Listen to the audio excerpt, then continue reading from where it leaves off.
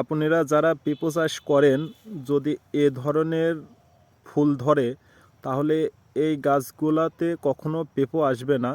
আমি আরও গাছ দেখাচ্ছি, দেখেন। দেখেন, এই গাছেও কিন্তু করলে পেঁপে নেই, অনেক বড় গাছ হয়ে গেছে। যদি পেঁপে হয় তাহলে মনে করেন দুই একটা পেঁপে ধরছে। দেখেন, তাও আমি দেখাচ্ছি আপনাদেরকে।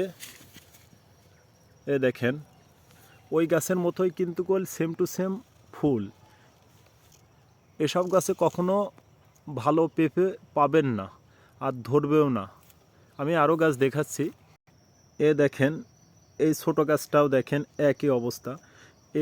এইসব গাছ শুধু ফুল আসে কিন্তু ফল ধরে না। যদি আপনি চাষ করেন সব কিছুই লস হবে। আমি আরেকটা গাছ দেখাচ্ছি, দেখেন। এটা কিন্তু ছোট গাছ, কিন্তু পেঁপে কত সুন্দর ধরছে। দেখেন, আমি এই গাছটার কথা বলছিলাম, অনেক ছোট গাছ।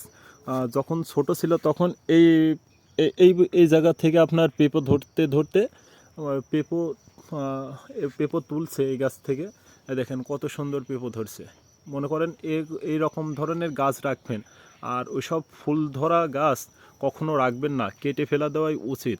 তাহলে বুঝতেই পারছেন, যারা পেঁপে চাষ করেন তারা ওইসব গাছগুলো রাখা যাবে না, সব লস হবে যদি রাখা যায়। দেখেন কত সুন্দর পেঁপো ধরছে। আমার ভিডিওটা ভালো লাগলে আমার পেজটাকে সবাই ফলো করবেন।